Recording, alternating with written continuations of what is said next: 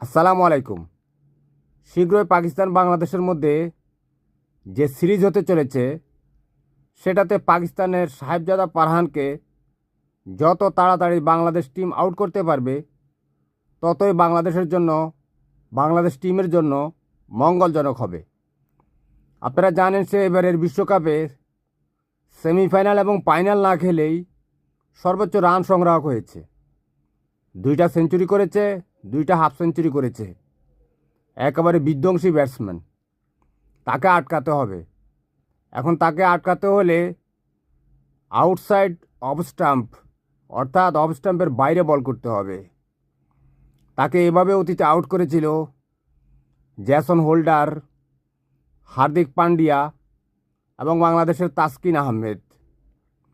এছাড়া সে যদি এই ফাস্ট বোলারদেরকে রিকভার করতে পারে তখন আবার ওই যে লেগ স্পিনার কুলদীপ যাদব, সে তো তাকে ওই চায়নাম্যান লেগ স্পিনার আর কি, সে যে বল করেছে আউটসাইড অফ স্টাম্প একেবারে ওয়াইড দাগের কাছেই, ওয়াইড দাগ থেকে 2-3 সেন্টিমিটার দূরে বলটা দেওয়াতে সে ক্যাচ তুলে দিয়েছে।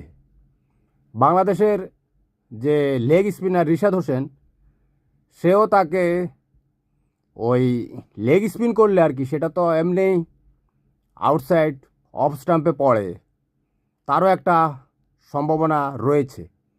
অতীতে সাহেবজাদা পারহানের উইক জন ছিল ইনকামিং বল, অর্থাৎ যে বলটা ব্যাটসম্যানের একেবারে স্টাম্পের দিকে টার্ন করে আসে আর কি, ইনসুইং হয়ে আসে।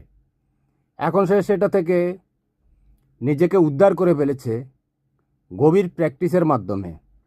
এখন সে ফ্রন্ট লেগ একেবারে ক্লিয়ার করে খেলে। কথা বুঝতে পেরেছেন? এ কারণে এরপরও ক্রিকেট যেহেতু অনিশ্চিত, বল যদি ইনকামিং হয় এলবিডব্লিউ বা স্ট্যাম্পের উপর বল করলে তো সেটা ভালো বল, তাই না?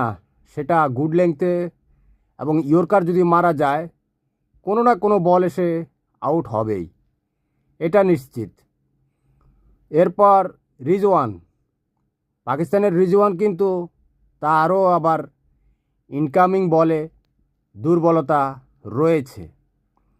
তাকে নাফখা এবং আলজেরি জোসেফ এরা কিন্তু এই ইনকামিং বল করেই একেবারে ওই যেটা স্টাম্পের উপর আর কি, সে বল করে তাকে আউট করেছিল। আল্লাহ হাফেজ, ভালো থাকবেন।